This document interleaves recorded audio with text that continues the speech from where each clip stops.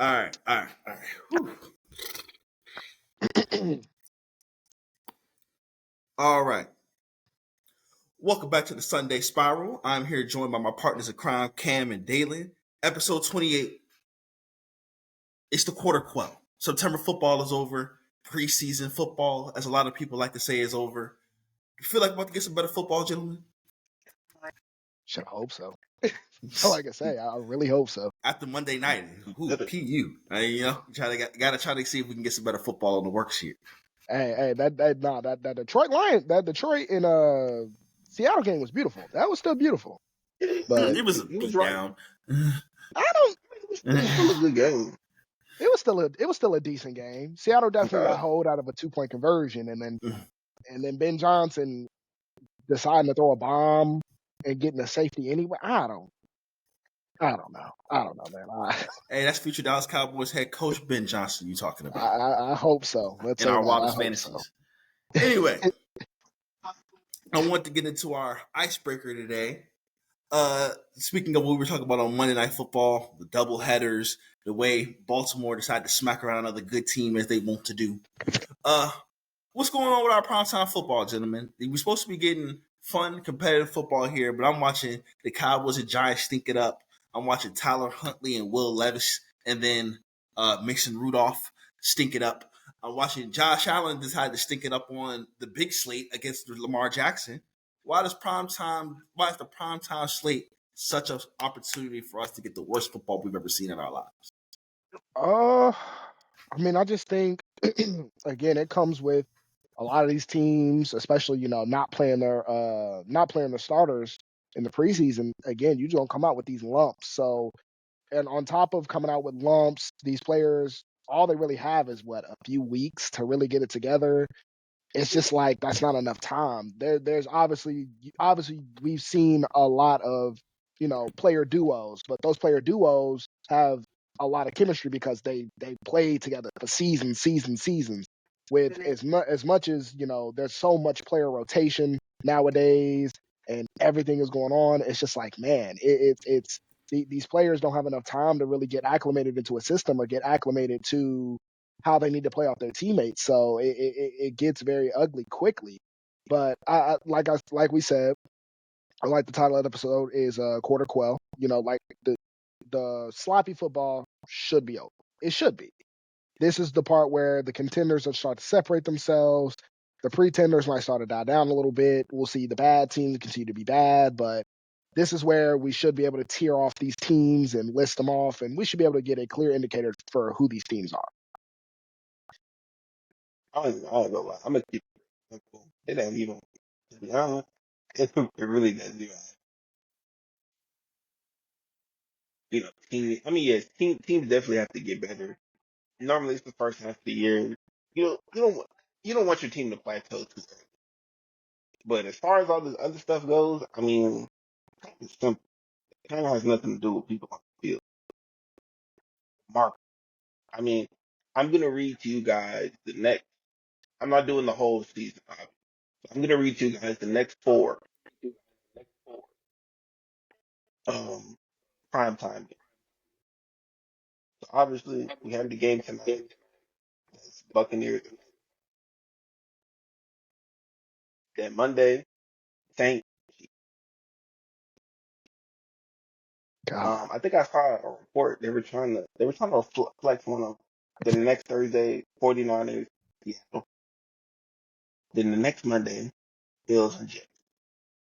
Week 7, Broncos Saints, and then Oh God! another doubleheader on Monday for Week 7. The Ravens, Buccaneers, and Chargers and Cardinals. And Week 8, I had to save this one for last. It was Thursday night, Minnesota and LA. And then that Monday night game is going to be the New York Giants and the Pittsburgh Steelers. That's going to be the worst football game of all time. That's what I'm saying. So when it comes to that, so the NFL is still trying to force certain markets on us. I mean, we all know the New York market is the New York market, but the Rams are still going to get a bunch of games forced on us because they're still trying to build up the LA market, especially with the Chargers as well. Because guess what? have a $1 billion stadium. They wanna make sure it works. And it's really just as simple as that. It's just money. It's just money and market. Like if we didn't have Lamar Jackson, I can tell you right now, I don't think we would have nowhere near the amount of prime time as other teams would. And then I know people are thinking, well, Cam, you just said the Broncos had a couple. They do. But the thing with Broncos fans is they're very loyal and they'll watch all of their games. They've been doing this with the Broncos probably since Peyton Manning retired. They're just too loyal. They're gonna watch their games no matter what, whether they're good or bad. So they're gonna cater towards those markets whose teams are watching them the most. So it's really just as simple as that. That's why we keep having these games. It's a lot of these big market teams. They're really not that good. You know what I mean? And that's just the way it goes. So they're still gonna try to force it down our throats, whether it works or not. All right. I think Cam explained it as eloquently as possible, especially about the market, the money machine the NFL is trying to make, and this bad football teams finding their way on the primetime slaves. If it were me, put bad teams against bad teams. I don't need to see bad Uh, teams going up against juggernauts. If I'm gonna watch bad football, let me watch competitive bad football with a couple of high profile names. Every team's got a couple of nice players. So let me just see it that way. At least the games would be more interesting instead of having to see 35-10. But anyway, let's move on to our first quarter Quell check-in. Conference time. So we got the NFC, AFC, both conferences 4 months in. We start to see some surprising teams rise to the top, a couple of teams letting down. I got 3 questions. Who is your most surprising team in each conference? Your most disappointing team in each conference? Or who would be your top 3 as the season enters October? Shoot. I would honestly say, honestly, let me keep it a buck. My most surprising, especially in the AFC, I would say, well, shit. I would say overall most surprising in terms of like how they're playing. Like even though they've been losing their games, they've only lost their games because let's be honest here. Will Levis is playing like garbage and he's just bad. But Tennessee's actually held their own. They've actually played pretty decent football. Like they probably should have beat the Jets. They should have beaten the Bears. They could have easily been 3-1 or 2-2 at the worst. But obviously they're 1-3. They did get their first win. I mean it was against Tyler Huntley and them, but still a win is a win. It's good to get one in the bucket, especially before the bye week because schedule doesn't get any easier. But they've been playing decent football. Obviously, we got one of the more disappointing teams, and that's Jacksonville. Because Your I division don't winner know. pick, by the way, Yeah, that if I was my recall. division winner pick. That sure was. And they literally blew the game against Houston. And Houston was trying to blow that game as well. Houston had Yeah. so many penalties after a while, and it was just like, dude, what are we doing here? But yeah, Jacksonville's they've been bad. Trevor Lawrence has completely regressed. The only bright spot is Brian Thomas. That's it. He's the only bright spot. And that's kind of sad. Um and then honestly I'm gonna go with another surprise team. I'm gonna say Buffalo. Buffalo's definitely surprising. I thought their little retool was gonna kind of push them down a little bit, and teams like the Jets would have jumped them. Now, granted, the Jets are also playing a little bit disappointing, but Buffalo's also been Buffalo's been again they've been steamrolling in that offense in that everybody eats type of offense. Overall in NFC, the Cowboys have obviously been more disappointing, but I do think that will change eventually. The I guess you could say the well, no, because they're not really disappointing. They're just hurt. And plus, The Moody would say Niners. this is right, but the Rams, they've been Mhm. slightly disappointing, but they've been hurt. So Mhm. I can at least give them a pass to a degree.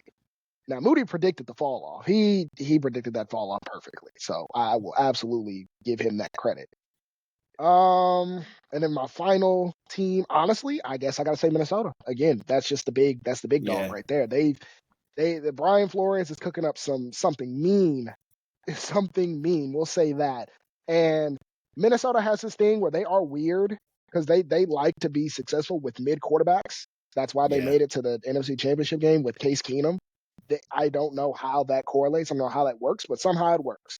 And Sam Darnold looks like an MVP candidate. So yeah, I would say those are honestly all of my teams that have definitely been surprising, disappointing. Yeah, those are my teams. Yeah, that's football in a nutshell. We got October rolling around, and Sam Darnold and Baker Mayfield are your MVP candidates. Um, I think for me, the most surprising, I'm gonna say this, but it's not in a positive way. It's the Jets, like you mentioned before. The Jets are not playing good football. Like I expected, especially offensively, because the defense has actually been as good as expected for the most part. But Mm-hmm. offensively, they just seem, especially after that Patriots game on Thursday, where they really looked in sync. You said, like, all right, they're about to take off. And Broncos have a very good defense, very respectable defense. So I don't want to take that away from Denver. But the Jets, all for most of the year, have just seemed very non-Aaron Rodgers led offense like, especially with the lack of discipline, the inability to get their weapons going. Garrett Wilson still starting to question Garrett Wilson now. Like, hey, everyone's like, hey, he needs a quarterback who could hit him on time and on target. He's got it, and he's still not producing at that high end wide receiver one level that everyone expected him to be. And Brees Hall looks pretty bad. So it's kind of rough to see the Jets players who we thought would be automatic top 10 players at their positions, and Rodgers and Wilson and Hall have disappointing starts to the season. So yeah, they're kind of playing poor for me in a negative way. I guess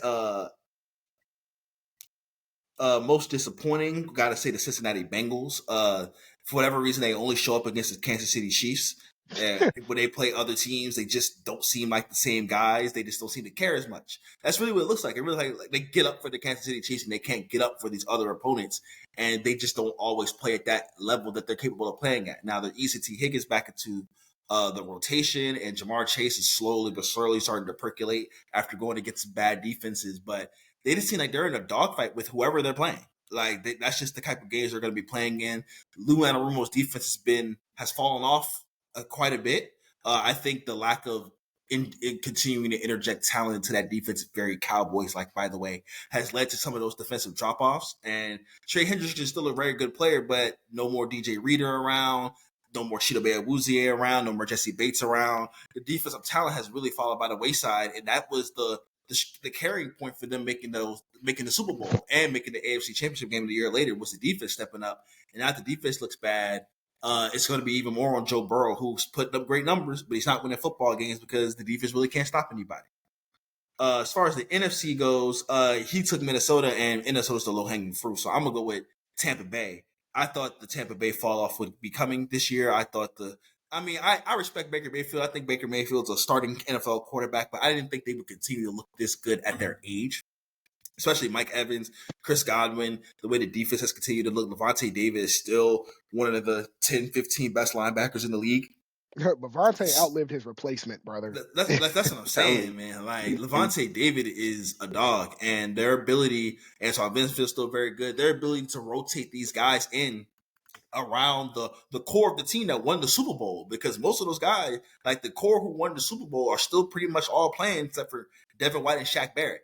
Everybody else is pretty much out there still putting in work, and they're still producing. And Todd Bowles is still hanging on and still doing his thing. Like, good for the Buccaneers. I'm definitely surprised for them early in the season. And then most disappointing in the NFC, yeah, we'll say the 49ers. The Packers?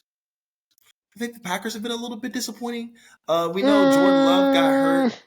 We know Jordan Love got hurt right away, and Malik Willis had that awesome game against Tennessee. But like Jordan Love came back, like when Jordan Love has played, they haven't looked awesome. They look better without him. So I'm trying to figure out what's going on with their offense and their quarterback and maybe it's all the injury, but he just hasn't seemed to look like that guy we saw at the end of the season last year. And the defense, for whatever reason, is just bleh. And the defense always will be, I guess. I guess that's just the way the Green Bay Packers are. But yeah, I'll take my surprise team as the Bucks and my disappointing team is the Packers. All I'm gonna say is Bengals fans be lucky that Mooney is so lucky. As far as surprising for me, AFC wise, I guess I have to talk about them. Again, I've said it time and time again. They can't keep getting away with this. Pittsburgh Steelers. Justin Fields has been playing very good, minus that Colts game. That was pretty bad. But minus the Colts game, Justin Fields has been playing pretty good in this Arthur Smith system, unfortunately. But he has been playing very well. You know, the Steelers always going to give you a tough defense. And the thing about the Steelers is that I will always admire, they don't invest in that secondary position often. Well, at least they don't invest high because they don't necessarily need to because of how good their pass rush is. But Joey Porter's been pretty solid this year.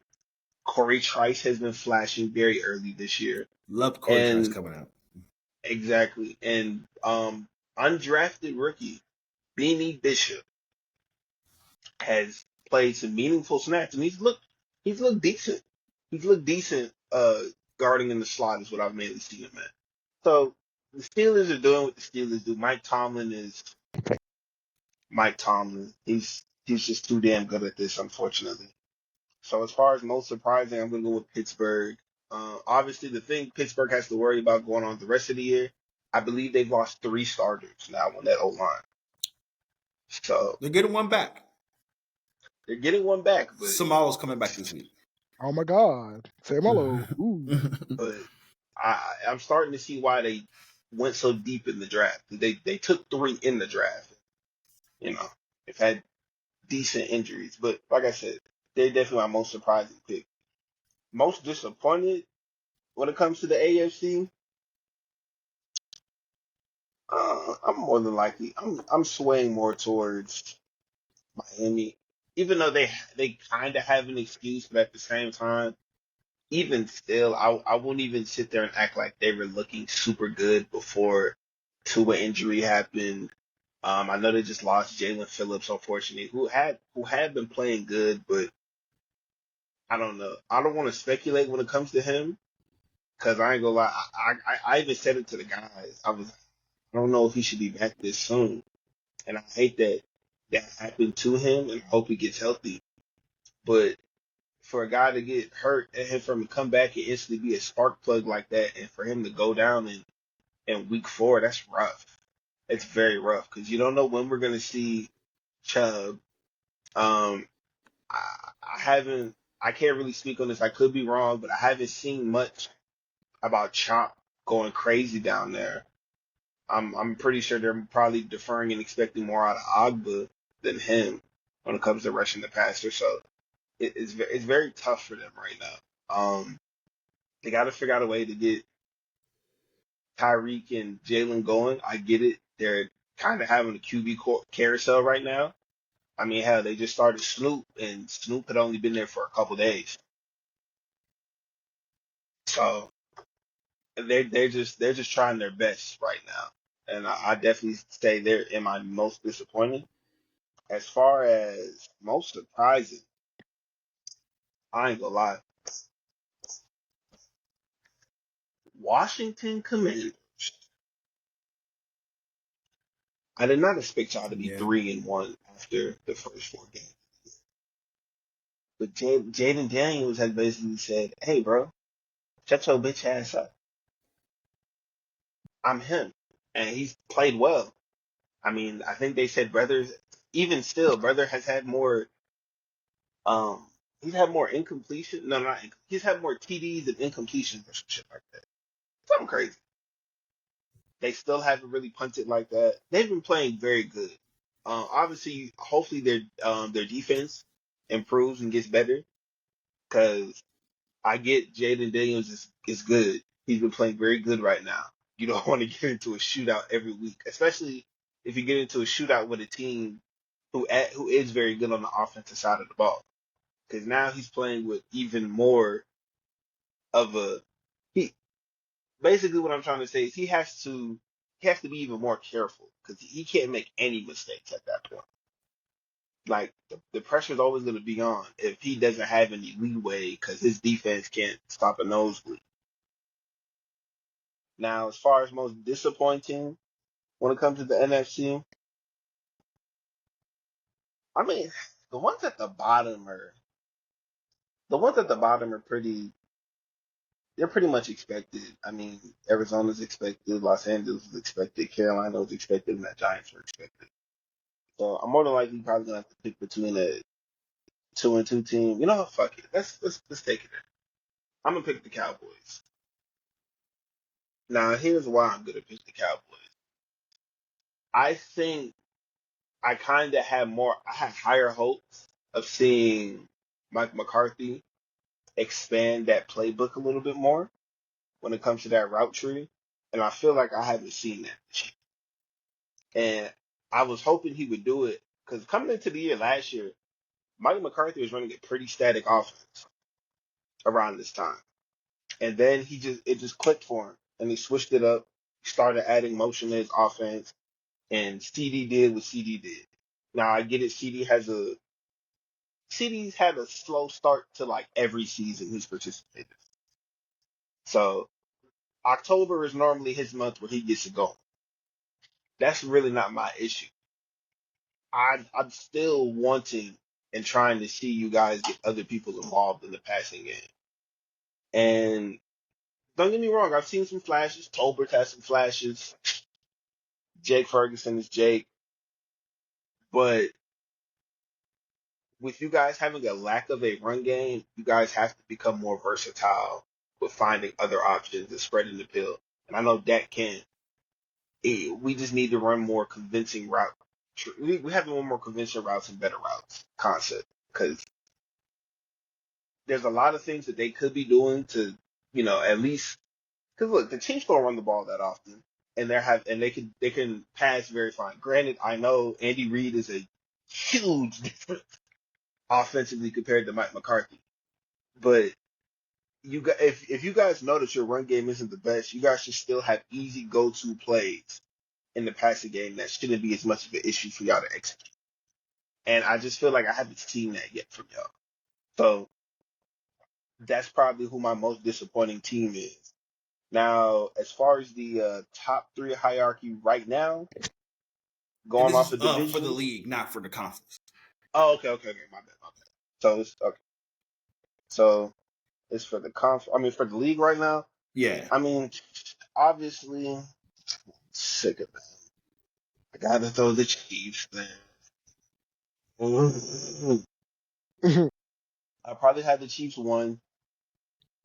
Uh, let's see who I want to have my top contender coming out the NFC. Ooh, I thought Detroit there. I had Detroit at two. Because they're firing. They're firing on all cylinders right now. Offensively, they're looking really good. And I'm probably gonna take another AFC team at number three. I'm gonna go with Houston for now. That's my top three as of right now. I'm gonna go with them. They obviously kind of have some things to figure out, but they're still 3-1, so they still have plenty of time to make it. I think they'll still be a formidable team this upcoming season. Yeah, Houston can pretty much coast, I feel like, and they're going to win 11, 12 games because their division is just so bad that all they have to do is win a handful of games outside of it, and they'll probably sweep it. Jacksonville gave them a good scare, but I can't imagine them really losing any of these division games because Anthony Richardson, I saw he went from AR-15 to IR-15 because that is he is made of glass apparently, Protect and yourself, young fella. yeah, Please, dog, please. You're the it's main tough. talented player. I love to see Mm. you play, but bro, you please, brother, He's not built please. like Cam Newton. It's just he looks like Cam Newton, but he ain't built like Cam Newton. You don't want to be built like Cam Newton. We know what happened with him. Kelvin Yeah, but Benjamin, at Fuck least it T.J. took Calvin Watt. like Benjamin. 11 years for that to happen though, not year two. Yeah, that's true. If we're doing my top three, I got two of the same three as Cam. I'd put Kansas City and Detroit as two of the top three teams in the league. I don't really trust Detroit that much. I think San Francisco, when they get healthy, will take over this spot. But the NFC is really, really bad, and you know it's bad when Sam Darnold has the best team in it. So that's all you have to really say about the NFC at this point. And my number two team in the AFC would be Baltimore. I think, the sweet elixir that is the Cowboys defense has allowed them to remember that they should just run the football with Derrick Henry instead of trying to make Lamar a passer and do all that kind of stuff. So now that Derrick Henry is back to looking like an even more energized version of himself, because you can't load up on him because Lamar is choosing to be the runner that he should be instead of trying to make Lamar into a pocket passer. The Ravens have discovered their identity on offense. And as long as they stick with that, I think they're going to be right there in the thick of it, right there with Kansas City in the end. So yeah, Baltimore, Kansas City, and the Detroit Lions. What's going on with you, Dalen?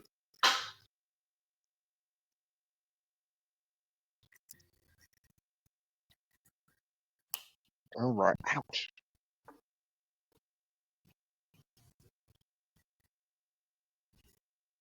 Dalen, top 3 team? You said what? Top 3 teams in the league? Top 3 teams in the league? Yeah. Those the people that sell their souls up there in Kansas City, unfortunately, would be one. Keep praise to them. That doesn't get. I feel like I'm obligated to put Minnesota at 2, but like, I kind of don't want to put them up there just because I have an eerie feeling that like Sam Darnold's just gonna like randomly fall off out of the blue. I mean, schematically right now they're bulletproof on both ends. Now you have a month of film on them, so obviously a month worth of film is very, very valuable. So you'll know their tendencies, you'll know everything. So it's up to them to either be unfigured out or figure out how to still be successful in their ways. I guess I'll throw Minnesota 2. Fuck it, why not? I'll throw Minnesota up there at 2. I assume they will eventually have a fall off, but we'll just leave them up there at 2. 3, yeah, just give me Baltimore. Just give me Baltimore. They figured out their recipe for success, which was Derrick Henry and more Derrick Henry. And that dude he's the reason why running backs matter. He's the reason why running backs matter. I'm so happy he is finally brought back up and allowed the people that believe that running backs matter to proudly tell everyone that running backs matter, even though the number 2 league leader, Jordan Mason, is trying to fight him against it. Leave us alone, Jordan Mason. Leave us alone. But running backs absolutely 100% matter. And Derrick Henry, on the first carry of Buffalo, showed you why running backs matter. Man, 30 years old, and he was just 30 years old, and he was going. But we got Zeke though, man. We got Zeke. Both of them have the same amount of carries, by the way. Both of them have the same amount of fucking carries, I think, for their careers. Yeah. And it's like, I think, like, it's just insane. And that obviously, first off, again, I always say this: if you haven't seen Derrick Henry's career high school numbers, go see him. Go see him. Go see him. For him and for the children he was facing. Bro. For both. That brother was touching the ball. So, oh my God. And then obviously Derrick Henry being at Bama. We've seen him win that Heisman. We've seen him win a Heisman, man. I mean, he was just dominant and he was touching the ball a bunch. And it's just now he's got $1 trillion worth of carries. He's got 2,000 yards in Tennessee. I think he's Tennessee's all-time leading rusher by a mile.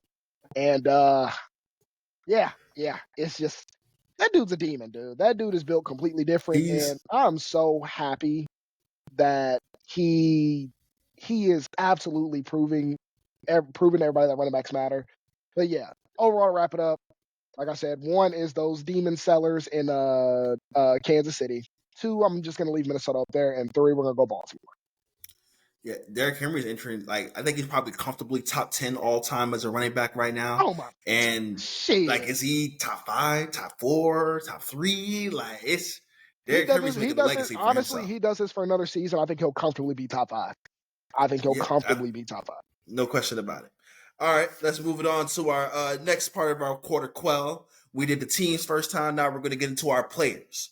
Who's been your most impressive player through the opening quarter of the season, and who's had a slow start for the 4-star games of the season that we think is due for a massive takeoff heading into the next part of the season? Well, for this one, I'm honestly going to say this one's pretty easy for me. I'm going to say who's honestly been the most impressive, given the situation and given he's the only person over there. It is that LSU boy, and it is not Jane Daniels. It is Malik Neighbors. That dude is Mm. he is a dog. He's just a dog. Like there is no one else really over there but him. And they are finding ways to scheme him open. He's not dropping very many passes. I think he's got the second most receptions, only behind Puka in the first, I think it's like 4-ish games of the season. He's been highly efficient with his catches. He's still a fantastic route runner. He lines up inside, outside, in the backfield. This dude is doing it all. And with arguably one of the worst quarterbacks in all of football in Daniel Jones. So he's easily been my most impressive. As for somebody that's going to who's started out slow, but is due for a massive, massive game, I'm gonna just go with Rain Dakota Prescott. He started out relatively slow, but I think this will be the portion in which he just takes off and proves to everybody. Now, granted, he still had a good game against the Giants. He was highly efficient, highly effective. Especially throwing in those tight windows. But this is where he'll just start to take his game up to another level, and I think he'll be massively improved. For me, so far, who's impressed me the most this year? I'm gonna go with. I should go with Xavier McKinney. He's been Ooh, I playing like that. I really like that good. pick. He's been playing really good. He has a pick every game in the season so far. Like, obviously, I don't expect him to get a pick every game, but even still, that's still insane pace if you think about it. Like, he's been playing really well. He's been showing. He's trying to help the safety. Well, he is helping the safety market show that hey, there are still guys that you can go ahead and get for this money, and it's not necessarily going to look as being an overpay. Granted, it should have been like that once Bates got paid, because Jesse Bates is really damn good, but he's just another one helping and aiding in the fact of, yeah, man, you got to pay you got to pay a good player. It don't matter what position. Just pay him. If he's good, he's good, no matter the position. And then as far as who's disappointed, uh, I already know where this is uh, going. man, Mr. Joe. Joe Shiesty, 9. First off, if y'all are calling him 9, stop. You're a part of the problem. You have a disease. Stop. They paid you all that money, Joe. What are you doing with it? Seems like you're having too much fun. Seems like you shouldn't can't be spending the off season going to those Michael Rubin parties or Oh, just dyeing your hair. oh, Get in the oh. field a bit, bro. You over here celebrating like it's over. Nah, brother. Hard work beats talent that don't work hard. And Frosted Tip Man. telling you, game recognized game, and you looking real familiar right now. He's supposed to be a top 5 quarterback. It's not Top looking two. like it. Telling you. He's right. It's supposed to be number 2. Mhm. Like Big Boy said at ATL, I'm so disappointed. That was gonna be my 2. All right. As for me, number 1, most impressive player, I'm gonna go over to Houston. Nico Collins, man. Ooh, Nico hold it, Collins, that's a Mm-hmm. stud, no hold it. question about it. Number 1 receiver in this league, and he reminds me of Dez from back in the day, man. He's just big, physical, ex receiver, makes plays wins the ball at the catch point, makes plays in the red zone, but he wins all over the field as well.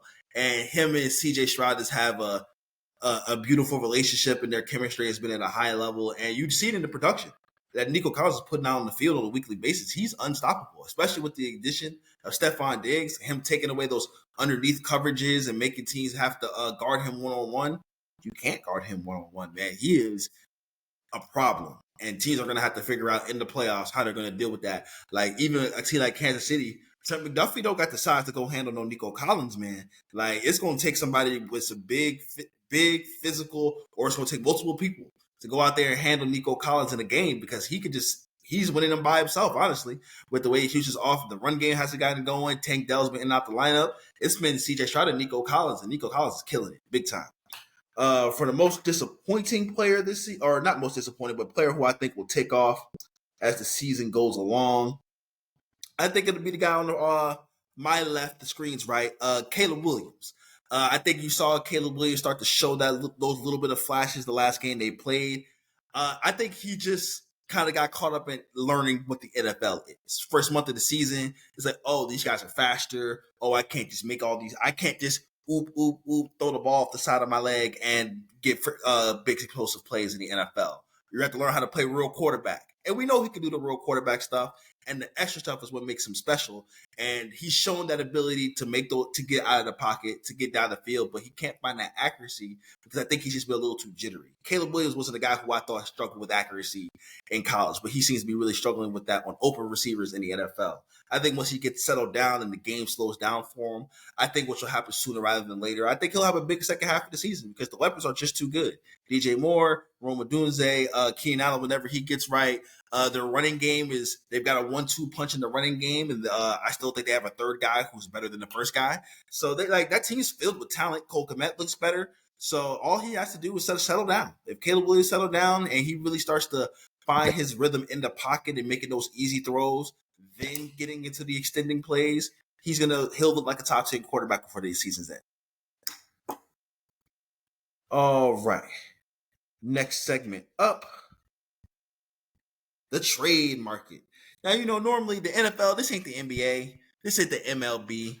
Normally teams aren't talking about trades in the NFL in September, early October, but that's what's going on in the NFL so far.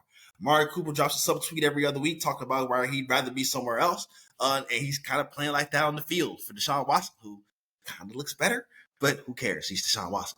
Devontae Adams also requesting a trade. We have a few teams that are clearly falling by the wayside. In Jacksonville, you're hearing Travis Etienne rumors. In Tennessee, you're hearing Jeffrey Simmons rumors. So it's a lot of things circling around about what we think the league will shake up in, who will be buyers, who will be sellers at the trade deadline. So first, give me your teams that you think need to be making a play for, not a small move, but add a significant starter to their roster to get them to the place that they're trying to get to in 2024. Well, the easy answer is always going to be the Cowboys. They have massive holes at wide receiver 2 now with Cooks being hurt as well. Defensive interior, honestly, that's been a weakness for not just this year, not just last year, basically my entire life outside of Jay Ratliff. The interior defense lines with a weakness. Edge depth is now a weakness. The Cowboys should be looking into making at least one move, at least one. My personal hope would be get the guy that you traded back away for a fifth, give Cleveland a fifth back, and tell him, hey, Uno reverse, or take backsies, something, bro. Please, just get him back. That's who I want. But I think Cowboys should be buyers. I'll try to give an AFC team that should be buyers. Shoot, honestly, I'm gonna say Buffalo should be buyers. I think they should also be hunting. That's a good one. I think they should be hunting for Buffalo. I think Buffalo should be, getting the other guy on the screen. I think they should be getting Devontae Adams. I know it's kind of funny, hey, they traded away Diggs. They could have just kept Diggs, but Diggs was an unhappy soul. Currently, Adams has been unhappy in Vegas for. Obviously, people act like this is something new. No, if you watch Receiver on Netflix, that brother said, "I'm gonna die here. I need to get out." So he's been talking about this for at least a year now, and now his hamstrings hurt. Yeah, no, but he wants to leave. So, yeah, I would love to see Buffalo go get a Devontae Adams. As for sellers, obviously, most sellers should be the worst teams in the league. I think, honestly, if Jacksonville loses, once they get to like 5 losses, I think they should just start selling.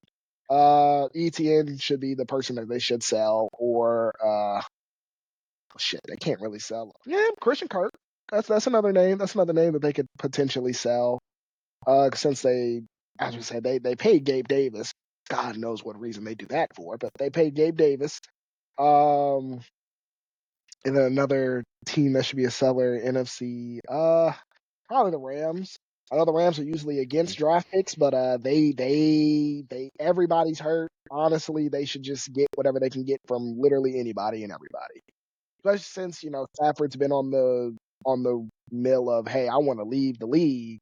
Oh, I got a little bit of money, but hey, I want to retire. Like, you might as well go ahead and start preparing for probably a couple of bad years, a rookie quarterback. Load up on some talent in the draft because it might be a while before the Rams are back relevant.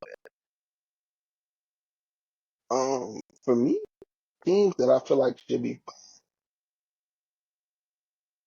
I hate that I don't got to say this, but Chiefs obviously need to.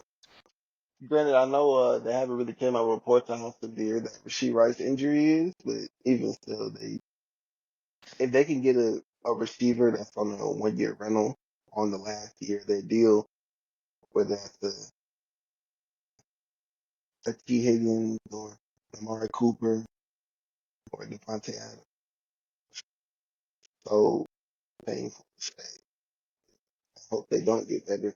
They definitely need to be trying to buy at this trade that short, especially if that Rasheed Rice injury ends up, even though they're putting him on short term IR, but if it ends up coming out that it's more severe, that they're trying to lead on and just hoping for the best, yeah, just go ahead and try to get you another separating receiver. Yeah, definitely would need that. Other buyers in the AFC. Also, I agree with Dave. One should be Buffalo. Buffalo needs to get their hat in the mix, and a little bit of bias, but even Baltimore. I hope that we can try to get there and get after Devontae Adams. I don't know if it's going to happen. That's me hoping for the best, but I can't sit here and act like they're going to do that. Now, selling, uh, shit, I'm trying to even think, like, who would the Patriots Nothing. Not a goddamn soul. They had have? Judon, but they already sold him away. So really nothing And Like at then this point. Ramondre, who's about to get yeah, benched. I say he's been benched anyway. He's been fumbling like a mug. so because they're not. There's no. Unless you really are just like, fuck it, I'm rebuilding. There's no way in hell you trade. Maybe Peppers. I can see them trading Peppers, yeah. Peppers, Not maybe. Gonzalez, no, not at all. But yeah, Peppers, He's there's what no the way they fuck? ineligible. trade The fuck we Gonzo. doing that for? I'm just saying that's just also like if I want to blow it up, that's like doomsday or start over, which obviously I wouldn't agree with. Other Uh-uh. sellers, obviously, um, I mean, let's Cincinnati, but not on something like they need to blow the team up. I already felt that y'all should have just went ahead and traded T. Higgins anyway. Y'all aren't going to pay Mhm. him big money, or let me not say that. It's really not the right decision for y'all to pay him big. It never really makes sense to try to pay two receivers. It's very hard to do. I mean, I was one of the main people talking even during this whole IU, oh my gosh, travesty of off season it was. Just go ahead and trade him because it's going to be hard for you to pay him and Debo because eventually you're going to have to trade one of them, and it's more than likely going to be Debo. So it's just like just go ahead and trade him and try to get what you can get for him. But I'm gonna put them there. Then my third team, who should absolutely be selling in the AFC. Um, who the fuck? I mean, Jacksonville. You already said it up. And um, Shit, if it's I'll me, I'll probably say Cleveland. I say Cleveland should be Cleveland. selling. yeah. I'm gonna just say Cleveland, but like I don't see them moving. Like when I think of Cleveland, obviously I do feel like they should blow it up. I think they're doomed because it's just Deshaun's not playing well. But at the same time, they're not moving off one of their corners. They have three good corners in Emerson, Ward, and Newsom, but they're not moving off of them. I know they just paid Delpit not too long ago. Um, Zadarius? maybe, He should be somebody they move.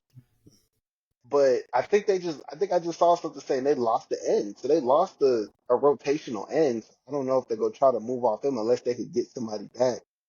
But obviously, they should go ahead and just try to move Coop because Coop want to go.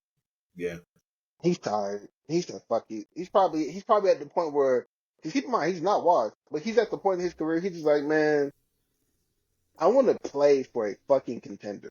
Please, I just want to play for a contender. In warm weather. Exactly. Oh yeah. Like now, as far as buying NFC, real quick, obviously, let's do. I ain't gonna lie, I'm gonna say Detroit. I feel like if Detroit can find a way to get a nice deal for another edge to put opposite of Aiden Hutchinson, 100%. oh my gosh, that would be terrifying. I don't know how they get it done, but I think that's something they should definitely explore to try to figure out. Other teams that you should be buying as well. Ew. I mean, yeah, you already said Dallas. Ah, ah, Philly. Philly. And I'm gonna just leave it at Philly gonna be Detroit buying for buy. regardless, so who cares? Yeah, I'm gonna Philly just leave always it like buying. exactly because like obviously the You know easy how one Philly people is. they go Philly oh be 0 for 7 and they still gonna buy. facts because everybody's probably like, oh well why don't you say Minnesota? I mean there's really not much they can do. They gotta wait for their quarterback to get healthy. I mean it just is what it is. And then Tampa, I mean I guess if they can get another O lineman because I know they've had some issues with their O lineman to start the year, but even still I don't know if it's enough for them to feel like we need to go ahead and get rid of this now. Now as far as who needs to be selling. Arizona don't got shit though. Los Angeles, Carolina absolutely has nothing. So obviously that's just gonna leave me with New York. And you would think, well, Cam, they don't really have much either. They Nah, don't, New York but got stuff. they got sexy Dexy. No, They they got That's ain't more stuff. than selling those other that. teams They on there. selling that. No, hell no. They're not selling that, but they got stuff. They got young prospects I that you said can sell. they'll move Like, Thibodeau before they move Dexy. yeah, that definitely moved Thibodeau. I called about Aziz, honestly. That's what I've been calling about Ojolari. I He forgot just he's. scares Oh me. my god, I He just forgot he's still there. I forgot he existed. Oh my god. Yeah. Oh my second round pick, god. by the way. Second round pick. hmm Who people thought should have been a Yeah. first rounder. Oh Like yeah. his knees, which have come into play, are the reason why he fell, and showing why because he barely Oh plays. my. Um, I. That's bad. Yeah, so I think for me, my biggest buyer will be the Los Angeles Chargers. Actually, I think if there's a team that should be in the race for these wide receivers, Mm. it should be the Los Angeles Chargers. The defense looks top five. Jim Harbaugh showed up and made the defense look good right away, and they pretty much have nothing in the pass catching room. They're trying to rely on Lad McConkey and Quentin Johnston. And like those guys, and the running back room, like J.K. Dobbins does look like a nice reclamation project for them. But hey, man, you telling me Patrick Mahomes and the Chiefs are beat down, the Raiders and Broncos stink? You telling me if the Chargers could get their hands on an Amari Cooper, that doesn't make them a contender? In my opinion, it does. So I think that's definitely the type of team, especially in the place that they play, that I think that they can add a receiver like that and move up the echelon into the AFC. 2 words before you finish. 2 words. Why that dream is a pipe dream. Greg Roman. The only we reason know, I would have said why it was a pipe dream, their interior offensive line is abysmally bad. yeah. It's Hey, horrendous. they called Cleveland for Joel Batonio too. They got a couple of guys on the. They got a couple All of right, guys there. all Get them right, well, both. there you go. That'd Let's be see There if you my we go. get biggest Wyatt Teller or buyer. something. Wyatt Teller, he's fallen off a little bit, but Wyatt Teller could definitely do something for them. I think Tennessee should be sellers on the other side of it.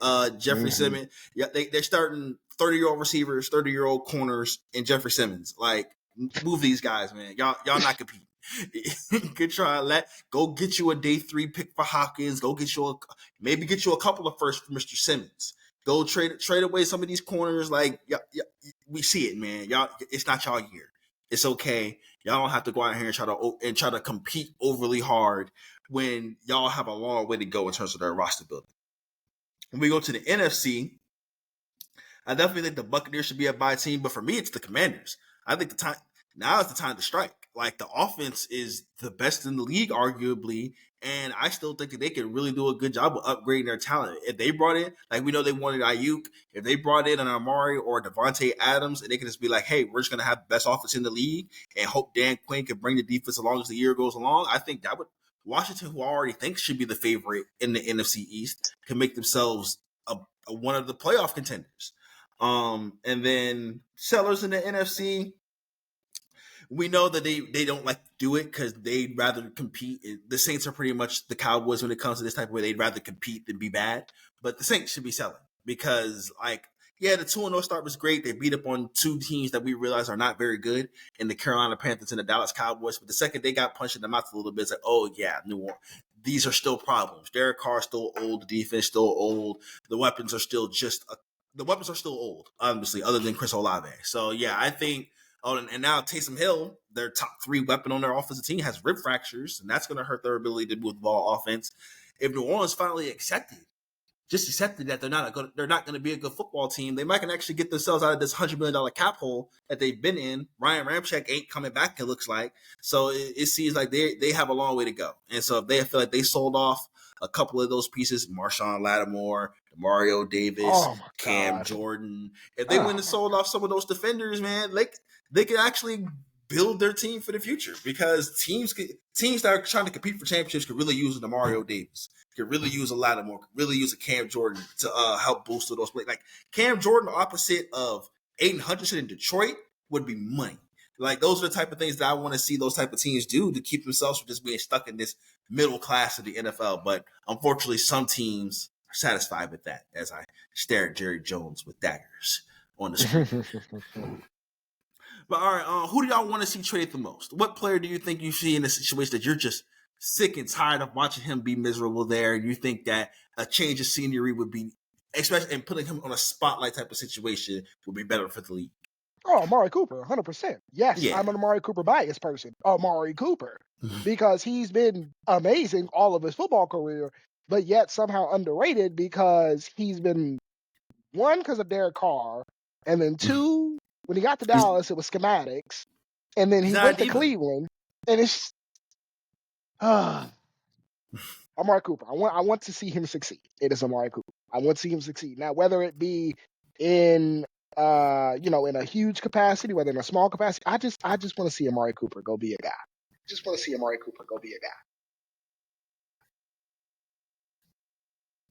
I think for me, it's gonna be pretty simple. Like I go,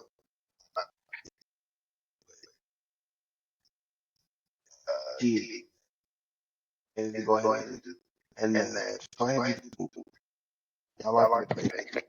Y'all are running back to the Chiefs, the whole Cincinnati way. Just go ahead and move off of them and get y'all draft capital, and go ahead and start to try to find this replacement. It's not like y'all can't do it. Y'all aren't gonna pay. Just go ahead and just tip them off for the highest. Yeah, I know the Colts believe that they're competing and they're really, really trying to push their chips in. But I like to see DeForest Buckner on a different team. DeForest Buckner has been sitting there in Indianapolis on that defensive line for the last, when did they trade for Javon Kinlaw? That was like 2020. So it's been about 4 right after the 2020 draft. Yeah, 4 or 5 years since they gave away DeForest Buckner. And he's been a very, very good player. I think he just hit 30 for the Indianapolis Colts. But at some point, it's just like the Colts team, like he seems like he's ahead of their timeline. And I feel like going ahead and making a move to get him off and getting probably a day 2 pick, if not a low end one, could make make a difference for them in their rebuild. But obviously help a team that needs help up front, needs help in the interior, which 30 out of 32 NFL teams need help in those areas. I'd like to see him be on a team that's competing for a Super Bowl at the end of the season. All right.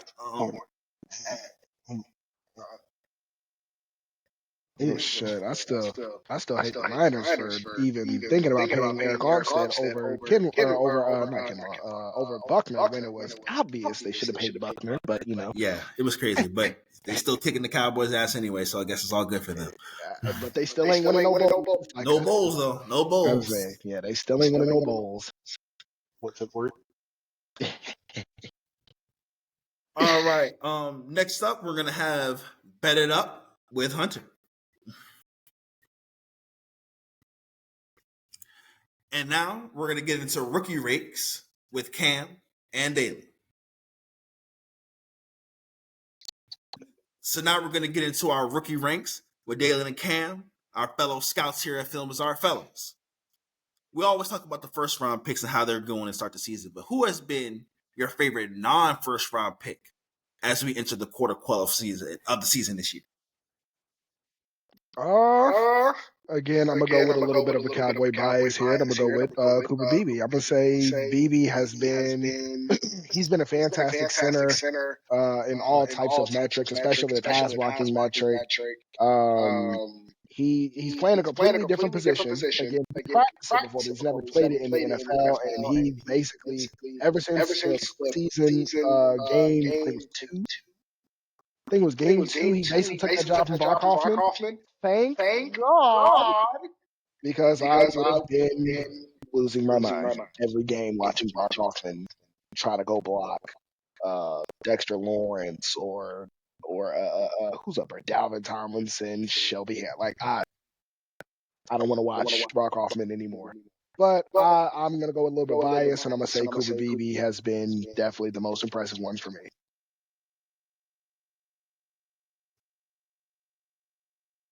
I mean, the only person I think I think who like probably.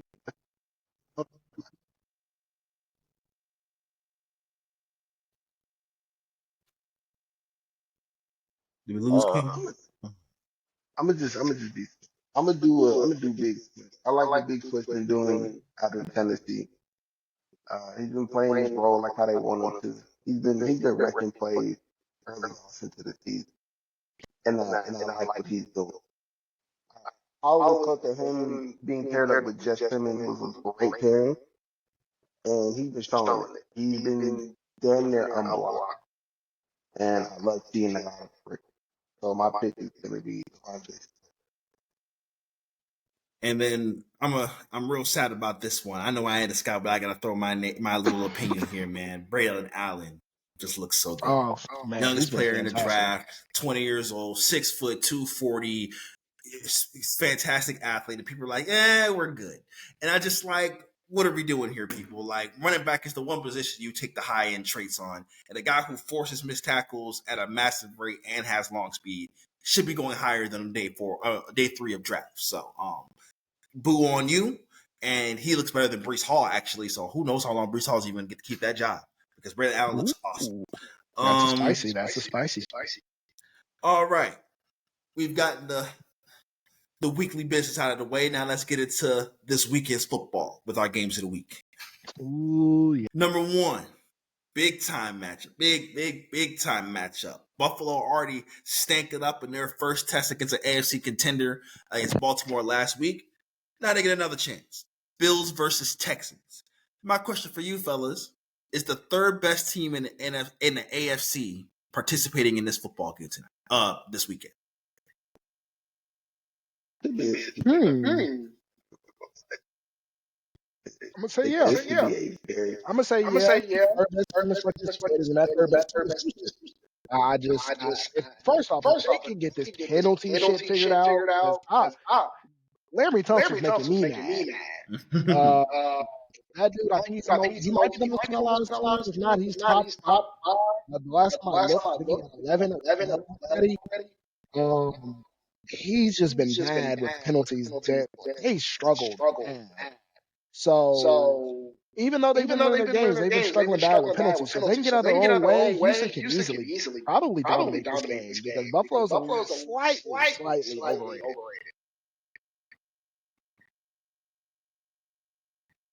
Yeah. I do feel like Buffalo is gonna definitely show up. They're not gonna be as bad as they were. Obviously, if you're Houston, you want to see Big Will and Daniil get up under after Josh Allen, because he definitely touched him. We touched him a bunch of times, pressured him a bunch of times with maybe Schneider. But y'all, I love my guys, but as of right now, I am gonna still say I still feel like Will Anderson and Daniil are just a little bit more talented as passers. So if y'all could get to him, y'all can definitely control the game. Because as far as like DBs, like secondary, I feel like the Texans and the Bills are kind of like right next to each other. So that's why I feel like CJ Stroud can exploit the Bills. but Josh Allen can also exploit the hell out of the Houston secondary. Although I do give the edge to the Houston secondary a little bit, the roster has been playing pretty good this year compared to, Rashard Douglas, and I don't even think Taron Johnson's even seen the year like that. 'Cause I think he's been hurt. I do feel like it'll be a good game, although I'm still going to pick Houston to take the L in this matchup. Yeah, I think we're all in agreement here. Houston was my team to knock off Kansas City this year, and the playoff style was my MVP pick. So I'm all in on Houston, but Houston hasn't played very good football. If we're being completely honest, in the first month of the season, they kind of coasted off of playing some bad teams, and they got smoked by Minnesota, absolutely washed by Minnesota, and I think in Houston. So yeah, I'm not sure how I feel about the Houston Texans in terms of I like how I feel about the long term, but in terms of the Buffalo Bills, who outside of the Ravens game have been playing pretty good football overall, I think the Bills are a little more cohesive at this time and playing with a little more confidence. So I'm gonna pick Buffalo. I think Buffalo goes on the road. They're 1 point favorites on the road, which is shocking to me. But I still think I trust Josh Allen and the Buffalo Bills a little more in a big game spot than Houston. This is Houston. Houston's showing up on the big stage. It's a 1 o'clock game, but Houston's here on the big stage against an AFC contender. They're considered an AFC contender. So now we're going to see what they really look like matched up with their peers. And I think it'll be a fun matchup. I'll take Buffalo, though. Let's move on to our next game of the week while we go across the pond to London. Second international game of the year. We had the Brazil one earlier, but the Sam Darnold revenge game versus his replacement, and Aaron Rodgers. Who gets the W? Sam Darnold continue the Cinderella run that he's on? Does Aaron Rodgers bounce back from the Jets' offensive struggles, save Robert Saleh's job, and gets the Jets back on track? I'm honestly gonna say that Minnesota continues their little streak, but this one won't be because of Sam Darnold. I just think Aaron Rodgers and that offense is kind of bogged out. It's very erratic, very inconsistent. And I don't know how. Like, okay, so one of the key plays in the game that they played against Denver, it was a miss ball over the middle of the field to Garrett Wilson. Garrett Wilson had an option route, and he was running a streak. He was supposed to bend it in front of the safeties as he seemed too high. He didn't bend it. He just kept running. And Aaron Rodgers threw the ball like he was supposed to bend it. And you see the frustration in his face, something like that. So imagine that now. LaFlores is doing this on crack. So you don't know who's going to be dropping back in this cover two. It could be the corner playing with cover two safety. You don't know. So if they're not on page right now, I just don't expect them to get on page during this game. So give me Minnesota to take it. And I think Brian Flores is going to have Aaron Rodgers looking very, very upset and very confused. It's going to be a very, very fun game to watch defensively. Because these receivers are going to be seeing a lot of pressure, especially on the ground floor. So you're going to see a whole lot of aggressiveness coming come Sunday morning. And I think it'll be very fun to watch. Now, with all that being said, I still do think Minnesota's going to come away with it. Dalen talked about the secondary and the mixing and matching that Brian has. And keep it simple, I'm going to talk about the trenches. I don't think the Jets' whole line has not been that good. And I feel like this is a game Dallas Turner should definitely be excited to be and licking his chops because that line is very exploitative. Very exploitative. I don't know what New York has going on when it comes to this play calling. I mean, you have guys you're not even trying to move. I don't think I've seen Malachi Corley at all. Like, I think when I think of receivers, I think I've seen Wilson, Lazard, of course, and I think I saw a little bit of it. I gotta figure something out. Like this is like We built up all this hype for you guys, and it's looking like it's gonna be Robert Sala's last year in New York. So I hope y'all figure it out, but I don't think it'll be this game. I'm gonna go ahead and still take Minnesota and walk away with the dub Monday. I guess I'll save the chat from the clean sweep again. I'm going with the Jets. Jets, Jets. I think this is gonna be a real. I think we talk about the Cinderella clock on Sam Darnold here. This might be the week, man. As much as we talk about how the Jets struggles on offense and how good the Vikings have looked defensively, Sam Darnold's gonna have to throw the ball against Sauce Gardner and those cornerbacks and that defense that going against the New York Jets. That's gonna be a stiff test. I'm really excited. I mean, we haven't even mentioned Justin Jefferson versus Sauce Gardner. Like that is popcorn ready type of matchup. That's CB1 versus wide receiver one right there. That's going to be one of the most fun matchups of the weekend in terms of elite versus elite. I hope Gardner follows him as much as possible. We know he doesn't really go in the slot that much, but get in there, Gardner. You're supposed to be that guy. Go lead your defense. I expect Minnesota's got a great pair of tackles, and so they might be able to handle the Jets' little wave of pass rush a little bit better, but I don't think they'll be able to run the ball with a whole lot of success. The Jets are pretty stout up front. So can Sam Darnold outperform? I think both quarterbacks will be going against defenses that are comprised stiff test. I don't think Sam Darnold in an even game can outperform Aaron Rodgers. Now, Minnesota's just flying high and they're just buzzsawing through people, and that's just what they are right now. Maybe that happens. And I can definitely see that possibility. But I think that, especially in the international game, Rodgers is going to step up and try to play some better football, especially against a team that he's familiar with in the Minnesota Vikings. So it's not like Aaron Rodgers has never played the Vikings before. He's played the Vikings hundreds of times. So he knows what he's going to see out there. There's no defense he hasn't seen before. And I think the Jets defensively will give Sam Darnold a really, really tough test, and Rodgers will go winning at the end for him. All right. Mm-hmm. And lastly, I guess we have to talk about the Dallas Cowboys. Don't say that. We talked about the Jags last week. We talked about the fucking Jags last week. We at least talk about this bum-ass team, too. I guess we got to go on here and talk about Dallas Cowboys. Biggest thing for me in this game, no offensive line versus no defensive line. Who comes out on top? The team that can't block or the team that can't get after the quarterback or running backs in any way, shape, or form? Cam, you are our AFC North expert. What do you think? All right. So coming from the Dallas side, I obviously you with the injuries I have, Nealon has to make his presence. He has no choice. Like I alluded to earlier, the Steelers, I want to say they lost. I forgot who was it. I think it was it Hill? Or was it Daniel? I think they lost Daniel. They lost a few guys. I know they lost. I know they lost a year, though. Yeah, somebody just tore their Achilles. They lost their third offensive line starter for sure. Like they're down 3 overall starters. Jesus Christ.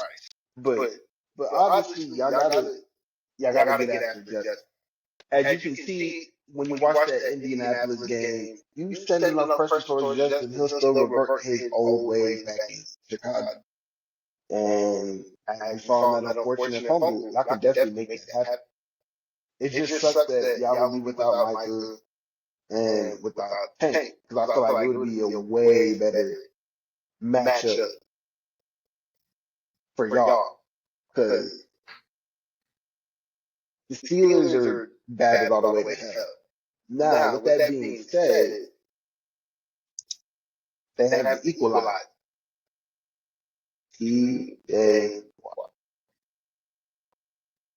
So guys ain't got to be on his T's and Q's.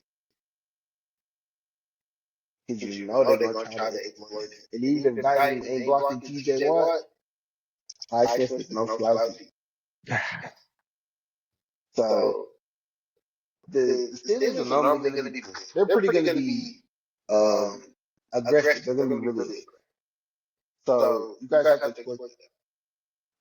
Whether y'all feel like play action will work best for you or making them stop and guess in certain motions, y'all have to use that. Because they're going to be aggressive. And if you don't stop them from sending everything they got at you, they're going to bully you. Now, I expect this to be a DJ Ferguson week because I still don't think PQs is in coverage like that. So I would expect y'all to be at least in the middle a decent amount. And I think that you guys actually will leave with a victory. Now, it's not gonna be a fun one. I'm gonna probably say 17-14 because Dallas gets back. But Trayvon Diggs versus Pickens is so fun to watch. So fun. Yeah, that's a primetime matchup right there. And I think that matchup honestly favors, like the way the Steelers want to use Pickens and attack, that's a big advantage for Trayvon Diggs if he follows, because going up against the big physical, big-bodied receivers who want to play at the catch point, that's who Trayvon guards the best. Trayvon can guard anybody, but those are the guys who he particularly guards the best. Data, let's move on to you. What's your pick? Cowboys versus Steelers? All right. So spent a lot of time studying both teams. I'm going to slightly lean Cowboys just because, and I do believe the game is still an offensive game, and Cowboys, as long as they don't see themselves falling behind early, we're talking like 10-0, and allowing the Steelers to just play ugly football, then they should be okay. Again, the benefit for the Cowboys is they only have TJ Watt and Cam Hayward. Thank God they don't have Alex Highsmith too. Highsmith is out. Yeah, Highsmith's Oh, out. Highsmith's out? Yeah. Yep, Damn, I ain't even Highsmith is know. out. That's good for y'all. So Highsmith being out does help him, as well as obviously, well, really just Highsmith being out allows him to be able to focus on TJ Watt. I know Cam Hayward for DC still a dog, but Tyler Smith and Zach Martin are there for him. The interior O-line's the strength. Those guys got to do their job. Absolutely. Everybody else has to do their job. If you have to help Guyton, help them still help him. I don't care. Help them. There's no reason Caesar should be left one-on-one unless you're either getting the ball out quick or you better hope that Terrence Steele does whatever he just did to Brian Burns. That's all I know. But Brian Burns and TJ Watt are two different human beings. They're completely two different tiers of edge. But he should not be left one-on-one. I don't care. Even if you're throwing short, I don't think he should be left one-on-one. But I digress. I don't care if it's a handoff. Like I said, offensively for the Cowboys, really, they like to do a lot of mixing it up, a lot of fire zone, a lot of that. Again, they'll blitz back. Max, one of the best quarterbacks to blitz with no miss. As long as Max is able to dissect and read it, and the offense can hold up for just 3 seconds, man. That's all I'm asking. 3 seconds. I think that's able to will and deal like he normally does. Opposite end, again, really dealing to make his presence be felt. But I'm also looking at 97. Most of these he's been quiet all season. You haven't done nothing. The entire interior three is hurt, and there's a rookie center in front of you. There's no reason why you shouldn't use him. There's just no reason. Mozzie Smith, I'm not really as a pass rusher, but I need you to continue to be dominant force that you was against the Giants for the run, because Pittsburgh is not a team that will give up on the run. They will run the ball no matter what. They're averaging like 3.8 a carry. Their volume is bad. The efficiency is terrible. They don't care. They will run the ball. It's Arthur Smith, bro. He's giving 17 carries to Najee Harris. It's bad. But you need the defense to hold up, especially early downs, because late downs, I think that's where you can get into those double A gap looks and have Justin Fields kind of looking one way, throwing up. Make sure Justin Fields, that's what he sees. Hold on to the ball a bit. As long as he holds on to the ball long enough to where maybe over-shoulder get to him, I'll be happy to that. But you do need to figure out a way to either simulate some pressure or get Fields to be unsure about what he sees. Because you could get him to throw an interception there. We might need a turnover or two to make sure we can get Pittsburgh to play high. That's what he did. That's what he did the job of doing, is making sure getting out, something to done, making sure Pittsburgh is behind. If Pittsburgh's ahead, it's going to be ugly. Yeah, Nah, I'm gonna do it again. I'm contrarian again. I'm taking Pittsburgh. Ah, It's Sunday Night Football. I think we're gonna get the ugly football that we've been getting for a little bit, but I expect the stars to show up. So Dak, CD, offensively, I expect those guys both to individually play good football, but on the road against an elite the Steelers defense. Let's just call it what it is. That's a fantastic Steelers defense over there. They're giving up the least amount of yards in the league. They're giving up points in the low teens. Like it's hard to score on these guys. And TJ Watt is an absolute game record going up against. I don't even think he'll see a lot of Tyler Guyton because he's just going to eat on Terrence Steele so much. Why move from your spot? Like it's going to be fun either way for him. So I expect TJ Watt to impact the game mhm. on multiple plays. I expect him to get the ball out. I expect him to terrorize the Cowboys offense pretty much all day.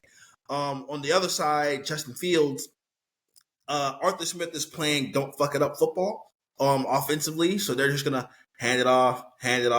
Justin Fields run, hand it off, roll out, sprint option, hand it off. That's what they want to do on offense. And they just want to not turn the ball over, not give up bad field position, and let their defense get as many stops as possible, which is the Steelers' way of playing football. And this is why I think we talked about in the chat earlier in the season who we'd rather see. We'd rather see Russell Wilson than Justin Fields because as Russell Wilson might be a more cerebral quarterback at this stage, Justin Fields can provide those pop plays, especially as you saw when they got down to the Colts, where he started to use his legs more, where he started to make those plays on his feet, scrambling outside the pocket.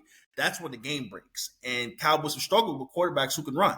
Lamar Jackson just had an awesome game against them a couple weeks ago, and the Steelers come out there who have a quality run scheme. As much of a terrorist as Arthur Smith is, he can design the run. He could give the Cowboys problems in that area if the Cowboys defense isn't playing with discipline, and they're missing their two best players on their front seven. While I do think the Cowboys will still have a chance because I think as bad as the Cowboys defense is, or is in a position to be, I think the Steelers offense is so inept with the way that they're ran and with the way that they want to do that I think their limit is 20 points, honestly, unless they force a couple of turnovers. So I think, like Cam said, it'll be a low scoring game, but I think Pittsburgh finds a way in their building with Sean Hockley as the referee to find a way to eke out a close victory at home. So I'll take Pittsburgh something like 21-18. And all right, that'll do it for the episode 28 of the Sunday Spiral Podcast, the Quarter Quell. Thank you everybody for joining in, listening in, liking, commenting, subscribing, sharing. We want it all. Please tell us the Cowboys stink. Tell us that the Texans are overrated. Let us know that Joe Burrow is ass. That's all we want to hear. Thank y'all for joining us.